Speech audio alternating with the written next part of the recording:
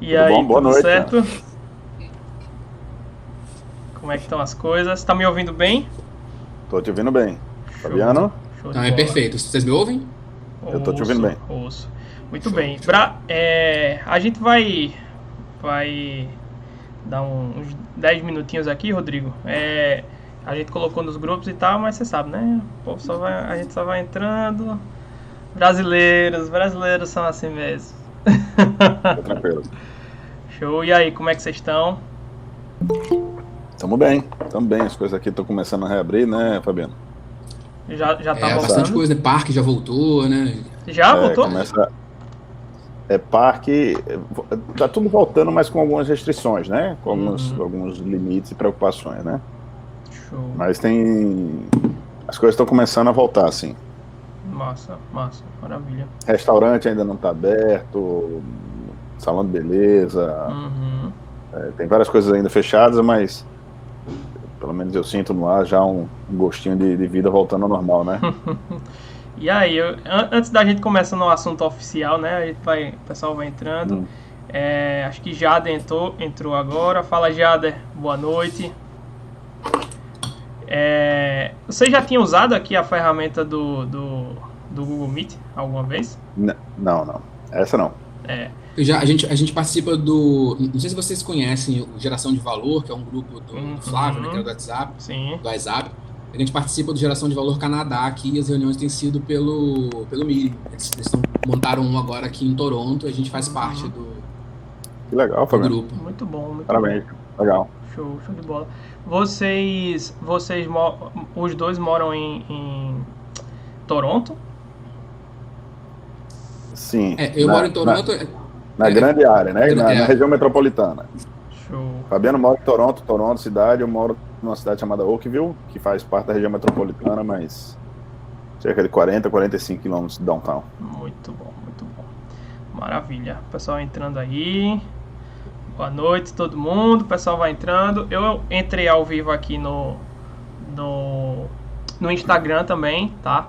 Então, o pessoal que está assistindo aí no Instagram, nós estamos aqui no Google Meet, tá? Tem um link específico para você participar. Por que a gente está usando o Google, tá? Essa ferramenta? Porque no Insta não dá pra falar com 3 pessoas ao mesmo tempo e também aqui é mais fácil, a comunicação fica melhor. A gente se concentra mais quando a gente tá no Insta, né, Pilar e Fabiano? Às vezes são muitas distrações, né, que vão. Às vezes o celular trava e sempre acontece alguma coisa. E aí eu tô fazendo essa reunião aqui no Google Meet, tá? Então se você quiser participar, quiser ouvir o que o Rodrigo e o Fabiano estão falando, a gente tá aqui nesse link, tá? Então a gente vai começar. Vamos dar uns 10 minutinhos, né, Rodrigo? Acho que é só o tempo do Tô com pessoal, você decidir. pessoal entrar. Olha aí, já tem uma galera ali entrando. E aí, pessoal, tudo bom? Enquanto isso, a gente vai vendo aí. Olha, ali tá gravando, tá? Eu comentei aqui. Eu tô gravando aqui essa reunião. A gente pode usar para, enfim, para várias, vários objetivos essa nossa conversa, tá? Então é uma live liberada. Quem tiver com dificuldade, tá, de áudio ou quiser bloquear a câmera ou o áudio, é só clicar na tela e aparece uma câmerazinha e um microfonezinho e aí pode bloquear. Show. E aí, Vilar, como é que tá? Eu ia perguntar se a família toda continua aí, se alguma parte Todo, veio. Tá todo mundo aí. E a todo mundo adaptação aqui. dos pequenos? Cara, os pequenos eles tendem a se adaptar melhor e mais rápido, né? Uhum, Do que nós adultos. verdade. Apesar de ser imigrar é um processo bastante difícil Uhum, e mesmo criança sente, né? uhum, Mas eles se adaptam mais rápido que nós. perfeito, perfeito. E Fabiano, o Vilar eu já conhecia há mais um tempo. O Fabiano eu tô conhecendo agora. Como é que tem sido aí esse processo. Há quanto tempo você tá aí, né, especificamente em Toronto? A gente chegou em agosto de 18, Edvaldo, e assim, o que o Rodrigo falou, né? A adaptação ela é sempre uma incógnita, né? Uhum. A gente sabe que vai ser difícil, mas você não tem noção do quão difícil vai ser. Verdade. Realmente, aqui em casa, especialmente para o meu filho, os primeiros 6 meses foram muito duros, sabe? Porque tem a questão do idioma, dos amigos. E ele veio com 11 para 12 anos. Assim, todos os amigos ficaram para trás, né? Então, já é um baque. É verdade. E é muito difícil essa questão da adaptação do idioma. É uma cultura muito diferente, né? Verdade. Mas é mais ou menos 6 meses, cara. 6 meses depois, ele já virou pra gente e falou que ele não queria mais voltar pro Brasil. Eu pensei que você ia dizer que depois de 6 meses ele queria voltar pro Brasil, então ele já acostumou. O meu fala a mesma coisa, Fabiano. No meu, se você perguntar onde é que ele quer ficar, ele não quer mais voltar pro Brasil. O menor não tem nem noção, né? E eles acompanham, né? A gente vê algumas coisas, a gente ainda vê algumas notícias do Brasil, porque assim, a gente tá aqui, mas família, a maioria dos amigos estão todos no Brasil. E eles já têm, né, Rodrigão, um pouco já de noção mais abrangente das coisas e consegue perceber a diferença de um lugar para o outro, né? Principalmente em termos de gestão, né? Você olha uma administração daqui, uma administração em alguns aspectos do que vem acontecendo no Brasil, é realmente um ponto que fazem eles realmente terem certeza de que aqui é um lugar sensacional. Eu perguntei ao meu filho por que ele queria ficar lá. Tô ouvindo, tá? Só vou acender uma luz. Ele queria ficar aqui, no Canadá, e ele falou... porque aqui eu tenho certeza que o meu futuro vai ser melhor. Ele falou isso? Foi. Caramba. Ele tá com quantos, Rodrigo? Faz 12 amanhã. Amanhã? Caramba. Amanhã. Que massa, que massa. Vai ter festa, né, Rodrigão? Merece, né, cara? Tem que Cara, ter. agora a gente já tá podendo fazer reuniões pequenas e nós convidamos alguns amigos dele para vir aqui para casa amanhã. Vamos comprar uma pizza e ele vai comemorar com os amigos. Que maneiro, que maneiro. Show de bola. Muito bem, muito bem. Bem, entrou algumas pessoas conhecidas, nossos amigos aqui. Vinícius, não sei se você lembra, Vilas, chegou a trabalhar com ele lá na época da Gerdau. Vini hoje é da Ambev, tá aqui. Deixa eu ver se ele liberou a câmera. Acho que ele tá ouvindo, mas acho eu precisaria ver a foto para saber qual é o Vinícius. Vinícius. Eu conheço mais de um Vinícius na Gerdau. Trabalhava na equipe lá de Márcio com a gente. Entrou como estagiário. Hoje ele tá bem, graças a Deus. Sim. Fala, Vini. A minha câmera não tá indo não, velho. A minha câmera não tá indo não. Mas não tem problema não. Só a voz acho que a gente já reconhece. E aí, como é que tá? Certo. Olha aí. Graças a Deus. Vinícius conhece bem do Canadá também, viu, Vilar? Ele foi... Você passou quanto tempo, Vini, lá em Toronto? Foi só um mês. Um mês? Show de bola. Gostou, Vinícius? Foi suficiente para querer voltar, com certeza. Vamos demais. Voltou cheio de coisa dos Blue Jays. Boa. Vou voltar aí. Show. Já tô de volta. Muito bom. Vini vai hoje... agora cheio de coisas do Toronto Raptors. Agora é campeão, pô. Eu tava assistindo agora nessa pandemia, na quarentena, o documentário lá do Michael Jordan. Não sei se vocês chegaram a ver o The Last Dance. Eu assisti com na meu Netflix, filho. mas não assisti não. Meu amigo, aquele cara é uma máquina. É espetacular, assim. Você vê os bastidores. É um negócio fora da realidade, assim, o que ele... Vou botar na minha lista. E assim, você vê... Vocês estão mais perto aí, né? Você vê a cultura... obviamente a cultura americana é muito forte, né? Eu acho que no Canadá deve ter algum tipo de influência também, mas você vê que ele virou a cara dos Estados Unidos, né? Ele virou quando você pensa muitas vezes em Estados Unidos, no próprio documentário ele fala que é a imagem dele que se vende, né? Que foi vendida como a imagem do americano e tal. É bem legal. Edivaldo, não sei se você viu, tem um episódio que o Obama fala exatamente isso, né? Aham. De como que a imagem dele, a questão dos imigrantes nos Estados Unidos, né? Do negro, o papel de Exatamente. protagonista que ele assumiu, como ele foi um embaixador, não só dos Estados Unidos, mas também para o mundo, né? Exatamente. E foi muito interessante a fala do Obama no documentário. Exatamente. É um cara que né, duas personalidades mundiais, né? Então foi bem bacana. Você mostrou o negócio do Toronto, eu me lembrei. Olha aí, Betânia também. E aí, Betânia, quanto só dizer um tempo? oi pra Betânia também, que Betânia... Foi. É que o pessoal vai Betânia também entrando. conheço. Deixa eu só arrumar a luz aqui, rapidinho. Fica à vontade. Eu tinha esquecido de ligar a luz, agora que eu lembrei. Agora eu tô mais branco que tudo aqui. Show. Marli, olha aí, a galera E aí, começou... Rodrigo, tudo bom? Edivaldo? Oi, Betânia, tudo jóia? Tudo bom, Betânia? Graças a Deus. Que bom. O papo hoje vai ser bom, viu? Oi? O papo hoje vai ser bacana aqui. Vai. Muito bom. Show de bola. Então, galera, demos uns 10 minutinhos. O pessoal começou a entrar aqui. Boa noite a todos que estão entrando agora. Deixa eu só fechar aqui uma telinha. Tatiana, tudo bom, Tatiana? Laírton, como é que vocês estão? Dá um tchauzinho assim pra gente, só pra gente ver se tá tudo ok. Acho. Muito bom, muito bom. Show. Bem, então vamos lá. A gente, à medida que as pessoas forem entrando, né, a gente vai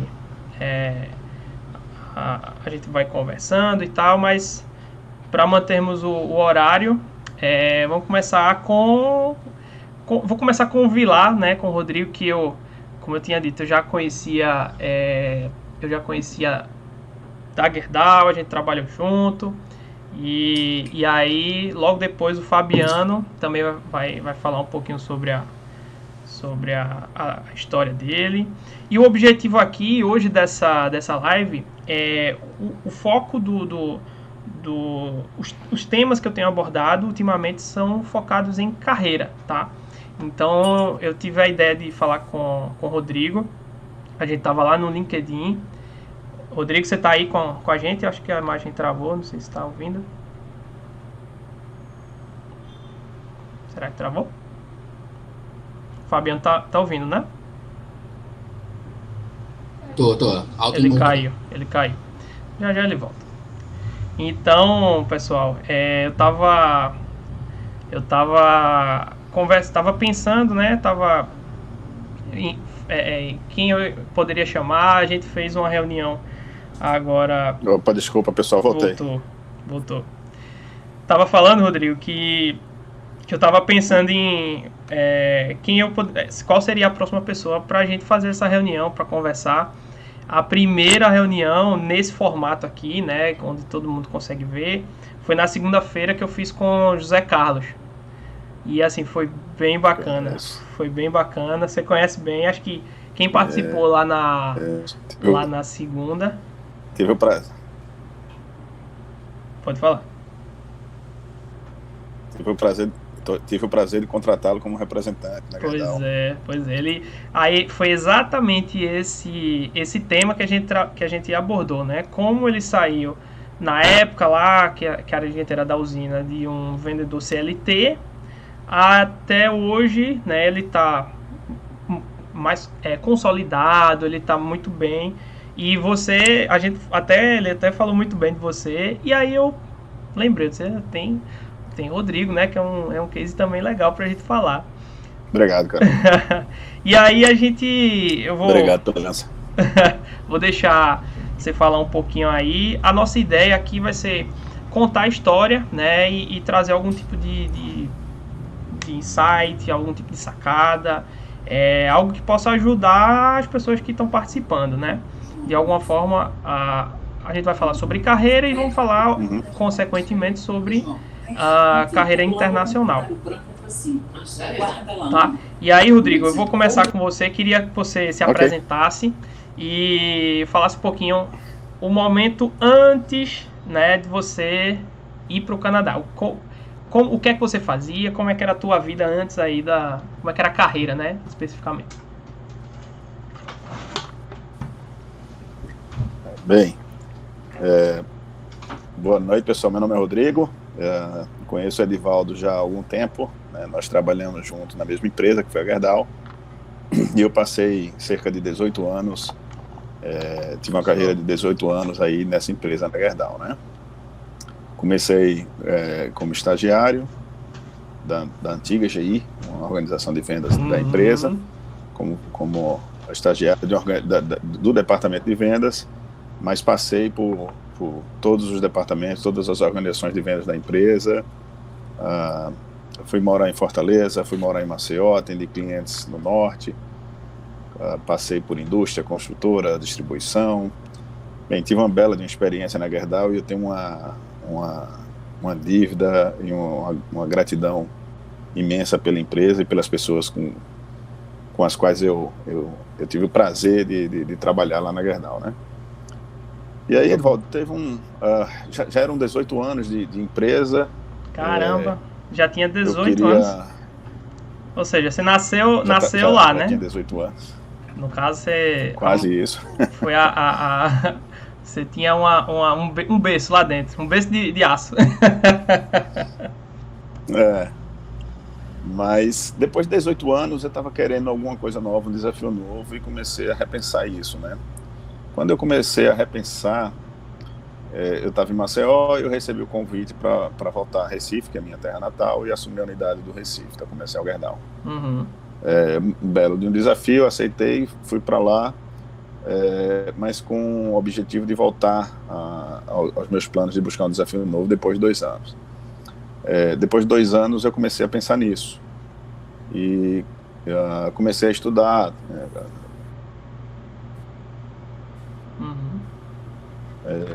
o mercado, né?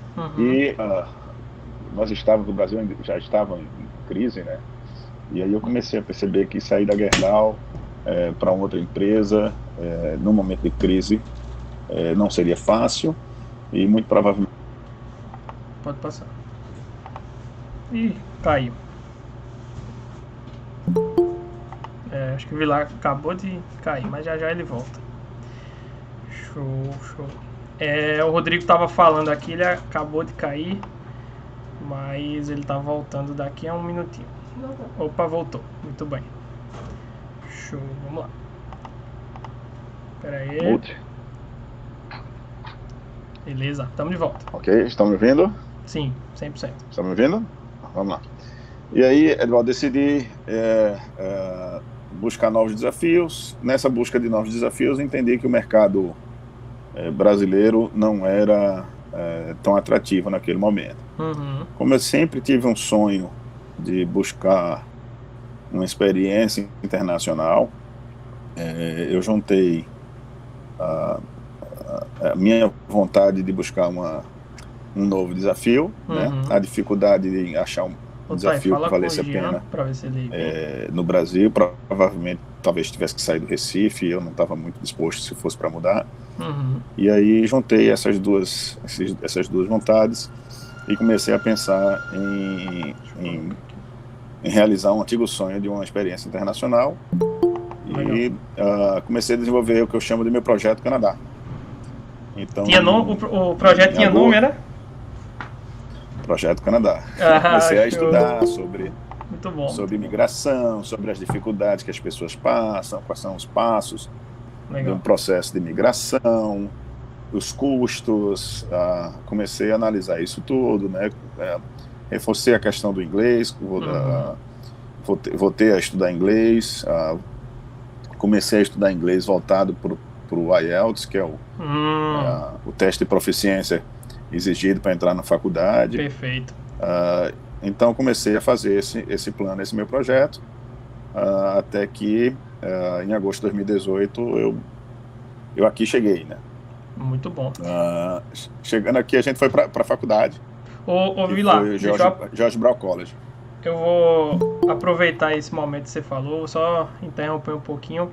para perguntar, já que você mencionou o inglês, né?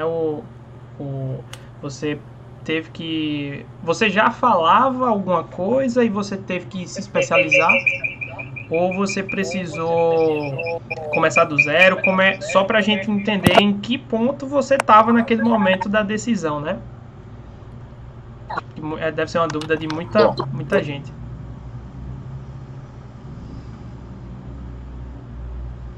Acho que bloqueou. Voltou. Opa.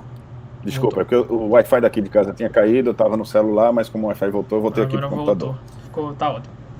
Olha, o inglês, Edivaldo, eu passei a minha vida entrando e saindo de cursos, né?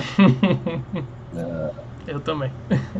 E aí, em julho de 2017, eu fiz uma viagem, eu fui à Europa e meu inglês me atendeu relativamente bem lá.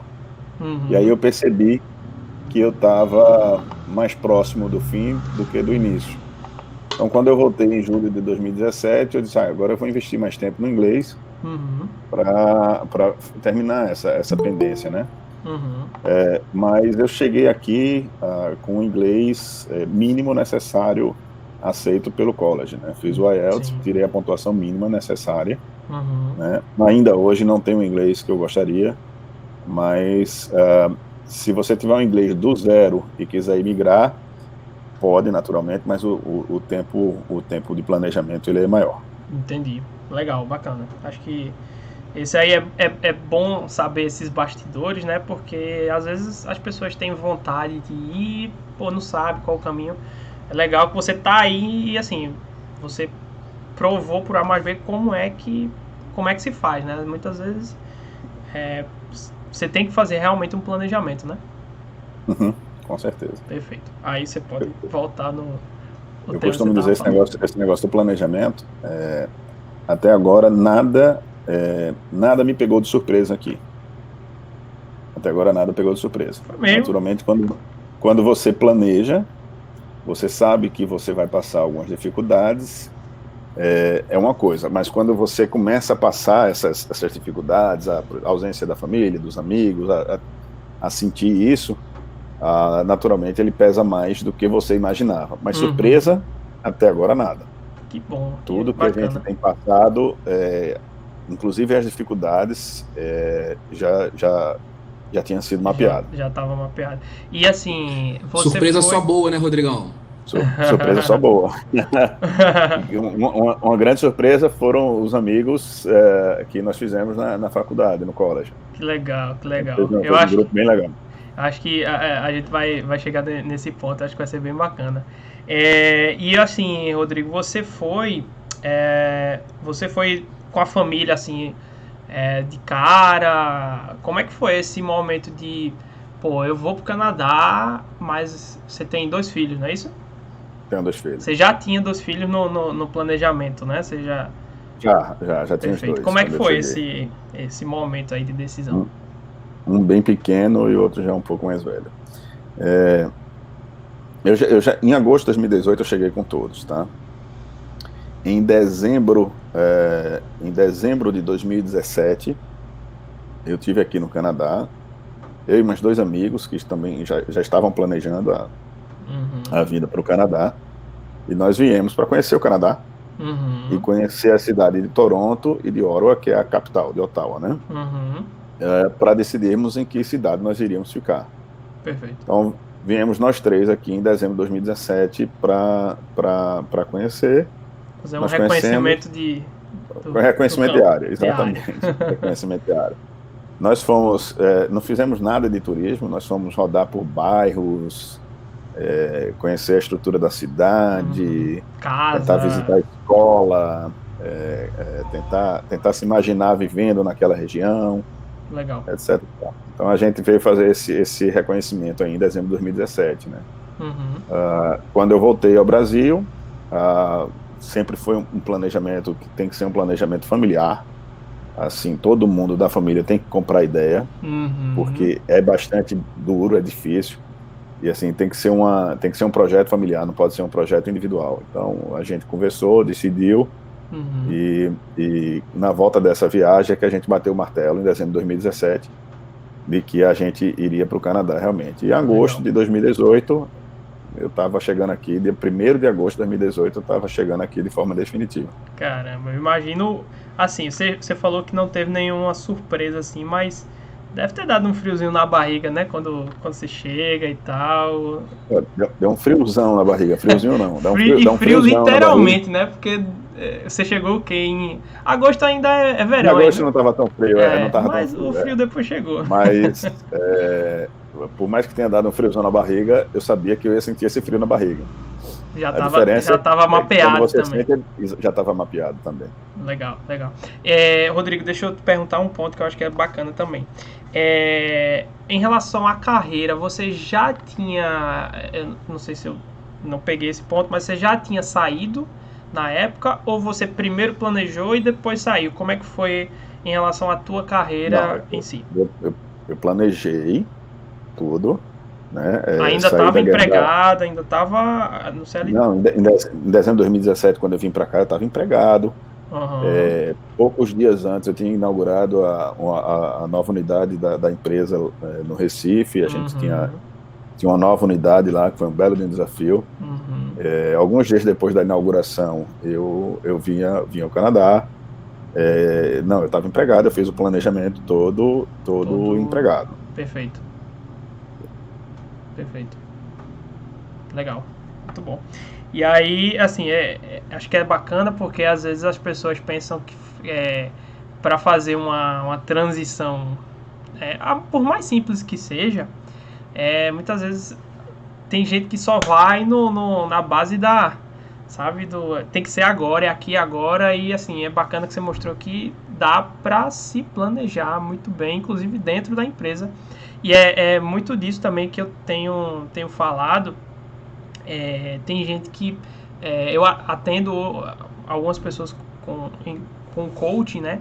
E às vezes as pessoas estão insatisfeitas com a carreira, e aí chega, eu quero mudar porque eu não gosto mais, eu não aguento mais o que eu faço.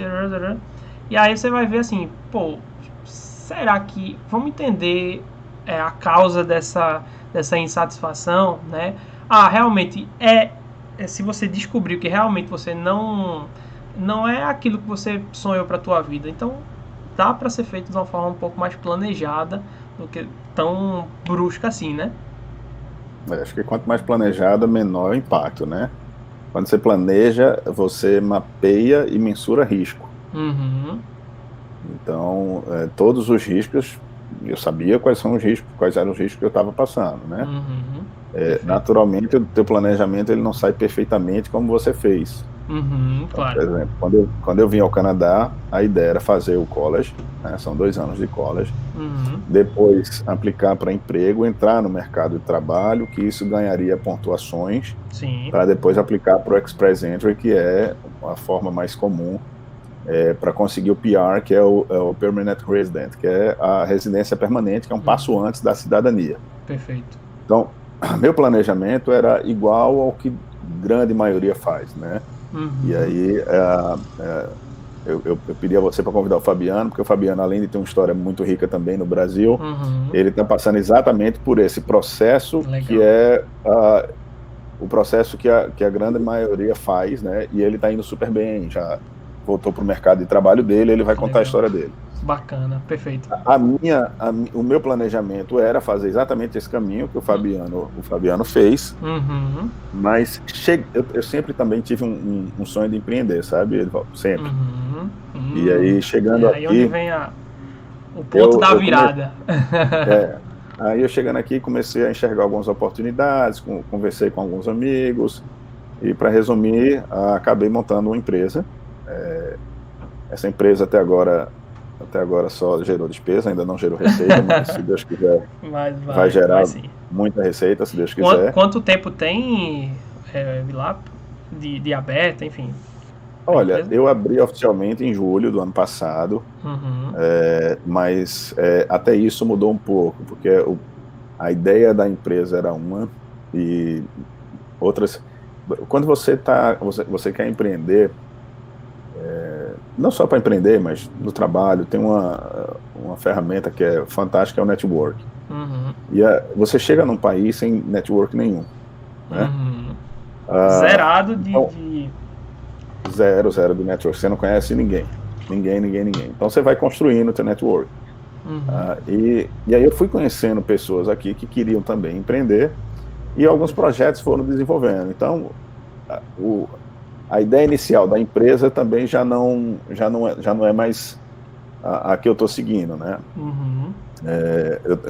Entrei agora em sociedade, daqui a 1 mês e meio, 2 meses, se Deus quiser, estamos abrindo a primeira unidade de uma loja de açaí. Olha aí, que maravilha.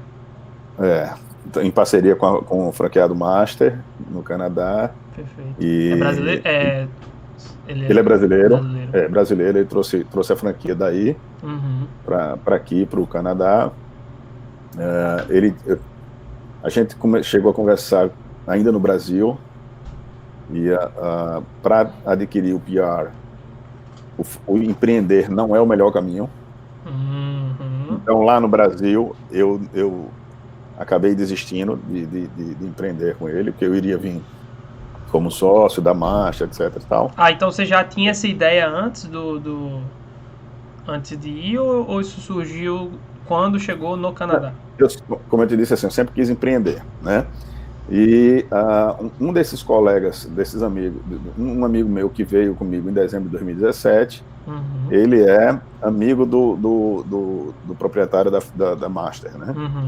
E aí a gente começou a conversar e começou a desenhar a possibilidade de nós virmos como sócio da Master e abrir a primeira unidade aqui em Toronto. Só que quando eu fui estudar um pouquinho mais, eu vi que o self-employment, que eles chamam, não contribui para você conseguir o PR. Entendi. E aí eu desisti, disse, olha, não vou no caminho padrão, vou no caminho normal. Seria mais difícil, né, pelo empreendedorismo. O empreendedorismo é mais difícil para você conseguir o PR. Mas chegando aqui, conversas, alguns networks começaram a surgir, e eu realizei percebi que a minha oportunidade de empreender, que é o que eu sempre quis, ou era agora ou não seria mais. Então, ficou interessante o negócio. Então, abracei a ideia de empreender e como tirar o PR, eu vou ter que adaptar esse projeto de tirar o PR ao que vem pela frente. Mas eu abracei a ideia de empreender porque entendi que era agora ou nunca, e era um sonho que eu sempre tive. Que legal, que legal. E aí a primeira coisa que me vem à cabeça, Rodrigo, é o seguinte. Beleza, você surgiu o networking, as pessoas começaram você começou a conhecer mais gente, e aí, beleza, apareceu a oportunidade. Mas assim, quão difícil é você abrir um negócio no Canadá? Assim, como é que funciona? Porque você fala? Assim, a parte burocrática, vamos dizer assim, porque eu particularmente nunca fui, nem nunca empreendi fora, mas eu imagino que você tá num outro país para empreender, na minha cabeça, eu acho que é muito difícil. É realmente difícil? Como é? Veja só, a parte formal, a parte burocrática aqui no Canadá é infinitamente mais simples do que no Brasil. Infinitamente mais simples, né? Como eu te disse, antes de sair do Brasil, eu tive o desafio de abrir uma nova unidade da empresa que eu estava. E aí tive que lidar com as burocracias. Sim. Edvaldo, como é que chama? Fazenda, Receita, junta comercial. Eu me lembro demais, assim, essa unidade nova que nós abrimos, ela era na mesma avenida da antiga. Sim. Na mesma. Então, junto à JUSEP, a Junta Comercial do Estado de Pernambuco, era só alterar o endereço. E eu me recordo que, assim, teve época antes de chegar na unidade, todos os dias eu passava na junta comercial para pressionar, para cobrar, para sair uma alteração de endereço. E aqui é outra realidade, cara. Aqui é outra realidade. E, assim, esse processo de abertura, Leva quanto tempo, mais ou menos? Só pra gente ter uma noção, assim. Olha só. Entre dar entrada e o negócio, a formalização, vamos dizer assim. Veja só, eu tenho, na verdade agora eu participo de 2 empresas, tá? Eu abri a minha primeira chamada RVM Trade North Incorporation. Essa primeira eu contratei um advogado, ele fez todo o processo para mim, foi coisa rápida, porém um pouco mais demorada do que o normal. Por quê?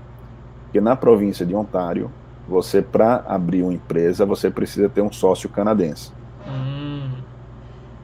Só que o que é que eu fiz, que é legal, e foi recomendação do próprio advogado, eu abri na província de New Brunswick, a minha empresa é sediada lá, e aqui em Toronto eu tenho uma filial. Então isso faz o processo demorar um pouquinho mais, mas mesmo assim não foi um processo demorado, né? Agora tem uma segunda empresa, que é essa unidade que a gente está abrindo, a Açaí. A empresa já existia, estava inativa, já tinham aberto, assim, tinha um outro investidor do Brasil que ia abrir a unidade. O projeto dele, eles chegaram a abrir uma empresa, mas o projeto dele atrasou. Então, para acelerar o nosso, o que é que a gente fez? A gente só fez mudar a composição societária da empresa. Saíram 2 que existiam, entramos nós 3. Entendi. Fizemos isso com o contador de forma simplérrima e rápida. Olha, quando você ouve uma coisa dessa, parece que é outro mundo, né? Parece que você está falando de outro... Enfim, é algo quase impossível você ouvir isso aqui, né? Mas eu ainda sou otimista, eu ainda sou do time dos otimistas. Acho que um dia a gente chega lá. Fazendo parte dele, tá certo você.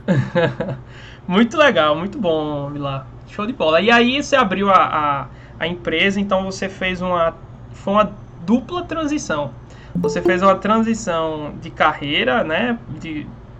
Passou de ser um empregado no mundo corporativo, você passou a ser um empreendedor e também você mudou de residência, né? Então foram 2 mudanças muito bruscas, né? Mudança de cultura, mudança de língua, uma mudança foi completa, né? Perspectiva, né? Acho que se para mudar, vamos mudar de verdade. Vamos mudar, fazer um pouquinho, não, vamos fazer muito. Igual a gente grande. Muito legal. E aí a sua empresa abriu, tá aberta. E aí a partir desse momento, assim, quais foram os desafios que você percebeu depois que a empresa tá aberta? Aí a gente tá falando realmente de mercado, de gestão, enfim, desse... Olha, o meu primeiro desafio eu tinha bastante experiência na empresa, na empresa que eu trabalhei aí, mas eu nunca tinha aberto empresa, né? Então, assim, eu dei sorte de fazer parte, de ser convidado. Eu faço parte de um grupo aqui de pessoas que querem empreender, somos 5. Legal. Cada uma com perfis complementares, né? É uma espécie de mastermind informal, assim. Você já ouviu falar nesse termo, mastermind? Na verdade, a gente usa o termo de um livro, a gente chama de barco. A gente diz assim, nós somos os remadores desse barco, né? Legal. Então, eu fui convidado para fazer parte desse grupo, e aí nós temos 3 projetos em desenvolvimento. Legal. E a minha maior dificuldade, assim, desses 3 projetos, 2 foram ideia minha. E aí eu percebo claramente hoje, adquirindo essa experiência já como empreendedor, que a ideia sozinha não faz nada. Então, exatamente. a execução é o grande diferencial. E aí a gente tem esse grupo, que ele tem perfis complementares, e que eu vou lhe dizer, assim, das 2 ideias que eu tive, se eu tivesse sozinho, provavelmente não teria andado. Não teria saído. Eu não teria saído, ou não andaria, eu sairia com falhas. Mas a gente está desenvolvendo os business plans, né, os projetos, o plano de negócio da empresa, das ideias, E é fundamental você ter gente com perfis complementares. E aí o Business Plans, além de andar, ele anda de forma mais robusta e com a probabilidade de erro menor lá na frente. Muito legal, muito legal. Achei sensacional esse ponto que você falou do grupo, né, das pessoas, porque eu também acredito muito, muito nisso. E assim, eu acredito hoje porque eu percebi o poder que tinha, enfim, principalmente nos últimos tempos, né? Você saber com quem você pode contar ali, você criar uma espécie de grupo para, se o tema for empreendedorismo, ou enfim, algo que você quer desenvolver bastante. Eu acho que esse é um dos pontos mais importantes para quem quer ou empreender, ou crescer na carreira, ou enfim, querer alcançar outros patamares, né? Concordo. Eu sou grato de fazer parte desse grupo, de ser convidado para ele. Tem há muitos anos atrás, né, Eduardo, eu trabalhava, meus pais tinham uma pequena empresa, eu trabalhava com eles e eu fazia faculdade. E eu me recordo que eu fazia faculdade à noite, trabalhava de manhã e de tarde com eles, fazia faculdade à noite. E me recordo que um colega trabalhava no Walmart, ele chegava na faculdade, compartilhava conosco o dia dele, né? Como é que tinha sido o dia dele. E aquilo ali me encantava. E aí eu decidi sair da confecção dos meus pais, trabalhar com meus pais, do que teoricamente era nosso, para buscar a experiência numa grande multinacional. E o que me fez buscar isso, eu dizia, é que eu sempre quis ter ao meu lado pessoas melhores do que eu. Exatamente. Que você vai aprender com elas, né? Exatamente. E aí eu fico muito feliz nessa segunda fase da minha vida profissional, agora como empreendedor, eu fazer parte de um grupo e que essa frase é mais pura verdade. Assim, são pessoas com história fantástica, com experiências e conhecimentos gigantescos. E aí eu me sinto muito grato de estar fazendo parte desse grupo e de poder aprender com eles a cada interação. Que legal, muito bom. Quando eu falei o termo, eu tô até procurando aqui, eu não tô conseguindo achar, ele deve estar lá pra dentro, mas tem um livro, né, que foi o termo que eu falei, que é Mastermind, né? Já ouviu falar em Napoleon Hill? Não. Napoleon Hill é um dos talvez um dos maiores, enfim, personagens, ícones do desenvolvimento pessoal, né? Basicamente o que ele fez em 1920 e tal, ele entrevistou os maiores especialistas, os maiores empresários, os maiores, enfim, as maiores pessoas do mundo naquele momento. Por exemplo, o John Rockefeller, né? O Carnegie, né? Eu não lembro o primeiro nome, mas enfim. Dale Carnegie. O outro era o... É o do livro ou não? Não, era o... Ai, meu Deus, como era o nome? Enfim, ele era o cara da siderurgia. Era Tararan Carnegie também. Mas é um dos maiores milionários. E aí, o que é que ele fez? Ele percebeu o que é que cada um tinha em comum, tá?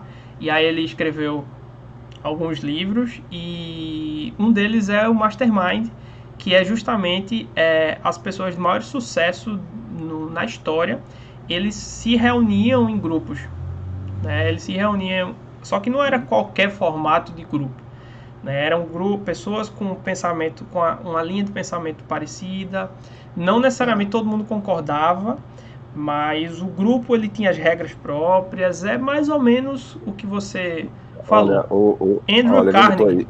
Andrew Carnegie. É isso aí, é ele. Andrew Carnegie. Para a gente montar esse grupo, a gente fez o mesmo processo. Esse grupo começou da seguinte forma, né? Eu tinha contratado um advogado para abrir minha empresa, e aí chegou um outro brasileiro aqui. contratou o mesmo advogado para abrir a empresa da esposa, e aí pediu a esse advogado que disse assim, queria conhecer pessoas com esse perfil, empreendedores, etc e tal. E aí o nosso advogado nos colocou juntos. E aí bateu uma afinidade de pensamento, principalmente a gente sempre fala muito a longo prazo, e baseado muito no livro de James Collins, né? Por isso que o nosso grupo no WhatsApp é barco, né? Legal. Porque o James Collins fala isso, né, de entrar no barco. A gente começou a construir esse barco, né? A ver quem seriam as pessoas para. Mas a gente sempre fez, né? Eu digo assim, esse meu colega eu reconheço e agradeço a ele. Ele foi o pioneiro em começar a construir esse grupo. Eu fui o segundo que entrei. Legal. E a gente sempre alinhou qual o perfil da pessoa para entrar. Não poderia ser só se entender como empreendedor que estaria apto a entrar, né? Então a gente foi criterioso realmente em convidar uma pessoa para fazer parte desse grupo, né? E é um grupo até agora, por enquanto, fechado. A gente tem 5 pessoas, não sente necessidade de aumentar esse grupo. As oportunidades de negócio que eu enxergo, eu levo para o grupo, o que eles enxergam, eles trazem para o grupo, então a gente também compartilha as oportunidades. Então, volto a dizer, estou bem feliz de estar nesse grupo. Show, muito legal. Então, se você quiser ir para o Canadá e quiser aumentar as chances de sucesso, já vá pensando em formar também um grupo aí que eu acho que vai ajudar bastante, né? Independente de país, né? Você se cercar de pessoas melhores do que você é uma grande ferramenta. Perfeito. Vinícius colocou aqui uma pergunta, deixa eu só ler. Ele falou aqui, parabéns, Rodrigo. Agora que você foi pelo caminho de empreender, como ficou o plano para conseguir a residência? Né? Que você falou que não é o caminho talvez mais fácil, mas como é que tem sido esse ponto? Essa é a grande interrogação, tá, Vinícius? Essa é a maior interrogação. Eu não pretendo voltar enquanto nós estivermos aqui, eu e minha família, nós estivermos bem, a gente pretende ficar. Agora, a residência permanente, ele é um projeto que eu vou ter que adaptar. Eu tenho uma consultora de imigração, andei conversando com ela. Eu posso solicitar work permit e tentar renovar o work permit. Eu acabei de solicitar minha extensão para mais 3 anos. Eu acredito que em breve, se Deus quiser. O Fabiano está na mesma página, né? Aplicou também para ele. Legal. E daqui a pouco a gente recebe uma extensão do nosso work permit para 3 anos. Em último caso, eu vou ficar renovando o work permit. Mas, de qualquer forma, eu acho que a questão do PR, da residência permanente, Vinícius, ela se posterga, mas não se apaga. Por quê? Porque quanto mais tempo você tem, você também adquire o que eles chamam de Canadian Experience, você vai melhorando no inglês, você aumenta a pontuação. Então, esse é um plano, esse é um projeto que eu vou ter que fazer, eu vou ter que adaptar para os negócios. Legal. Assim, eu tenho que fazer meu foco agora é fazer meus projetos darem certo. Perfeito, muito bom. E aí, depois eu vou atrás do PR. Show de bola. Acho que Vini tá querendo ver como é que faz também para migrar, será? Show. Rodrigo, muito bom. Eu vou vou passar agora para Fabiano e depois a gente faz beleza. A gente junta aí e faz um fechamento bacana.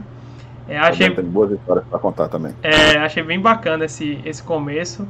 Galera, o que é que vocês acharam aí dessa experiência? Vão jogando aqui nos comentários que a gente vai passando, tá? E agora o Fabiano. Boa noite, Fabiano. Boa noite, Edivaldo. Oficialmente boa noite, né, Rodrigo? Rodrigo é meu parceirão lá de faculdade, né? A gente Foi. tem um grupo, né? Uma galera muito fechada que a gente conseguiu, uma galera muito boa também. Legal. Mas acaba que pelo perfil a gente acabou criando uma afinidade maior, né, Rodrigo? A gente veio com família, a gente tem filho, então a gente sempre colocou. A história é parecida. Então, assim, a gente é muito legal isso tudo, e são laços que a gente cria, né? E que a gente vê que você sabe que um tá preocupado com o outro, e eu acredito muito nessa energia de um querer o bem do outro, acho que isso conta muito. E agradecer ao Rodrigão também por ter me indicado para participar aqui, que eu acho ajudar, tirar dúvida, porque é um projeto que eu acredito que não se concretize, mas muita gente pensa, né, em de repente sair do Brasil, tentar uma coisa fora, e a gente tá vivendo isso na pele, né, Rodrigo? Muito bom, muito bom. Maravilha. Então, Fabiano, só pra gente contextualizar, você conheceu o Rodrigo já aí no Canadá, na faculdade, né? Isso, na faculdade. E aí eu vou seguir a mesma linha, tá? Eu queria entender, assim, como era o Fabiano antes, né? No Brasil, em relação à carreira, o que é que você fazia, na mesma linha, só pra gente entender e conhecer um pouco mais. Quando eu vim pro Canadá, eu tinha 20 anos de banco no Brasil. Desses 20 anos, eu trabalhei na Caixa. Então eu entrei com 2 anos, eu virei gerente, eu fui 8 anos gerente de conta. Você é do Rio? Mais 8 anos, sou do Rio. Mais 8, 9 anos. 8, 9 anos de gerente geral de agência, e aí as coisas aconteceram de uma forma bem inusitadas, porque a gente aplicou para o visto, né? E aí nosso visto foi negado, e segundo o oficial lá que negou o visto, foi porque a gente não tinha vínculo com o Brasil para poder voltar. Eles e eu veem vinha muito com uma isso, licença né? sem vencimento da Caixa. Eu vinha para cá empregado. Sim. Aí foi uma coisa meio assim, o pessoal da consultoria falou que nunca viram isso acontecer, que provavelmente tinha um erro nisso para a gente aplicar de novo. Nesse meio tempo, eu recebi um convite para ir trabalhar na Matriz, em Brasília. Caramba. Na área de recursos humanos. E aí, só para entender, a tua formação é qual, Fabiano? Eu fiz contábeis com MBA em gestão estratégica. Perfeito. Você é da área contábil, né?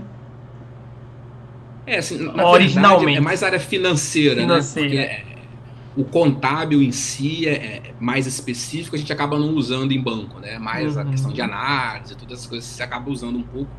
Principalmente em agência, né? Que a gente lidava muito com empresa pedindo empréstimo. Então esse conhecimento contábil ajudava bastante na hora de analisar os números e ver possibilidade de retorno capital ou não. E aí, nesse meio tempo, cara, em 2017, eu fui para Brasília, fui trabalhar com consultoria na área de recursos humanos, porque o Superintendente Nacional queria alguém com experiência em gestão, e eu trabalhei com uma galera e as pessoas com quem eu trabalhei sempre referenciaram muito o estilo de gestão. E ele queria alguém na equipe dele que conhecesse a rede, porque essa célula dava consultoria para superintendências de uma forma de cuidar das pessoas sem perder resultado. Uma convergência de bom ambiente com cuidado com as pessoas e resultado financeiro, que a gente sabe que empresa nenhuma vive sem resultado. Né? Então, é um tripé, né? Sem resultado a empresa não vive, sem as pessoas engajadas a empresa começa a ter problemas, hein? É o tripé, né? Exatamente. E aí ele queria alguém com conhecimento de chão de fábrica, porque a galera que trabalhava na equipe dele, lá na Superintendência Nacional, era todo mundo que entrou em matriz. Então as pessoas não tinham experiência de agência. Como que é a vida na agência, onde a gente vê que o couro come, né? Passado pelo FGTS, pelo... Tudo, né, cara? Porque assim, pelo auxílio. A Caixa é uma empresa muito singular, né? Você lida com um cara lá que ganhou milhões da Mega Sena e com outro que tá indo receber o seguro-desemprego. Então você tá ali exatamente interessante nos extremos. Essa análise. E é uma experiência, assim, sensacional, porque te desenvolve muito emocionalmente, né? Porque você tá lá, você precisa... Os clientes são pessoas também, né? Você acaba cuidando de todo mundo e tentando fazer as coisas de uma forma que seja boa para todo mundo. Nem sempre né? Mas pelo menos a gente tenta na maioria das vezes. E aí eu fui para Brasília, cara, e aí eu conversei com o superintendente nacional, expliquei para ele a situação, que a gente provavelmente aplicaria de novo pro visto. Uhum. E aí a pergunta que ele me fez mas enquanto você estiver aqui, você vai estar 100% aqui? Eu falei assim, vou. Eu falei assim, não, então beleza, então eu te contrato, mas com uma condição, que você venha com a sua família, porque eu não contrato ninguém que vem sozinho, porque isso acaba com família. Então se você não vier com a sua família, também eu não te contrato. Aí foi a nossa primeira grande mudança, a gente saiu do Rio para Brasília. Do Rio para Brasília. E foi muito da rápido. praia pro Cerrado. Exatamente. Mas a praia, cara, é engraçado, porque a gente morava em Ipanema, 2 quadras da praia. E eu ia à praia, em média, 5, 6 vezes por ano. É muito pouco. É parecido comigo. Eu até que vou um pouco, mas não sou o maior praieiro do mundo, não. Assim, a gente, tirando essas 5 vezes, ia visita lá em casa, a gente tinha que ir à praia, né? Porque o pessoal que ia pra lá, pra casa, ia. Tem que ir pra Ipanema. E aí, nisso, a gente mudou pra Brasília e foi tudo muito rápido. Porque eu me lembro que ele conversou comigo em setembro. Aí eu conversei com o meu superintendente me liberou. Em 2 semanas, eu tava começando em Brasília.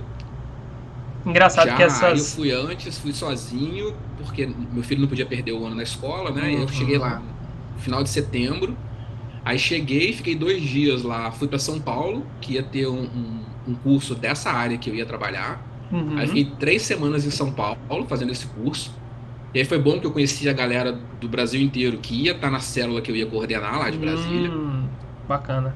Então foi uma experiência bem legal. E aí nesse meio do caminho, cara, quando chegou, foi engraçado, porque quando deu abril, finalzinho de março, abril do ano seguinte, de 18, aí eu fui olhar o meu IELTS vencia em julho, que é a prova de inglês que o Rodrigo comentou, né, que ele fez. Proficiência, e né? que, assim, não é uma prova fácil, você precisa se preparar um pouco, e no ritmo que eu estava trabalhando na matriz, não daria para eu me preparar para a prova. E aí eu corria para aplicar de novo para o visto. E o primeiro visto levou 6 meses para negarem, e esse com 45 dias aprovaram. Caramba. E foi curioso, cara, porque eu estava muito bem lá na área que eu estava trabalhando, estava voando, já estava prestes a ser promovido a gerente executivo, e aí saiu o visto. E assim, o visto agora? Saiu em maio e meu college começava em setembro. E aí foi tudo uma correria, assim, deu tudo certo, né? Mas foi tudo muito rápido. São muitas mudanças assim ao mesmo tempo também, né? Ao mesmo tempo. Mas, engraçado, assim, né, Fabiano? Só pra complementar, assim, normalmente quando vem essas transferências, essas mudanças, acho que o Rodrigo passou até muito mais do que eu, né? Vem assim, tem que ser daqui a tantos dias, ou 30 dias, você já vai ter que mudar tudo e tal, é tudo muito rápido, né? Eu costumo dizer que a vida é muito dinâmica, né? Essas coisas acontecem de uma rapidez impressionante. E a chegada aqui, a gente chegou dia 14 de agosto, né? O Rodrigão chegou primeiro, uns diazinhos antes.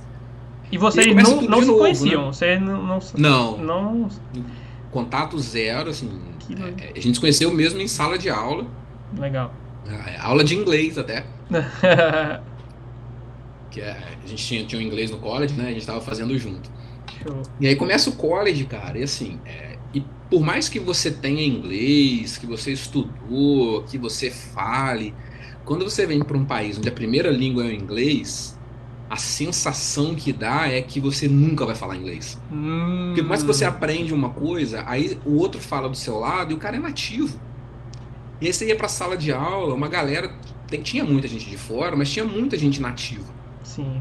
E aí eu brincava que a gente era Cristiano Ronaldo no meio de um monte de Messi. A gente tinha que treinar muito para poder conseguir competir ali, tentar disputar uma bola de ouro, porque o Messi é um gênio, né? O cara, as coisas acontecem naturalmente para ele, não que ele não treine, né? Mas eu acho que o Cristiano Ronaldo é como se fosse um mortal que treina muito para chegar no nível de um cara que fora da curva. Que ele já tem o dom, né? Se dom, essa né? Palavra. Exatamente. E aí eu brincava muito com isso, que a gente ali era Cristiano Ronaldo, ralando o dobro para tentar fazer um número de gols próximo dos Messi que tinham na sala, porque para eles tudo era mais fácil.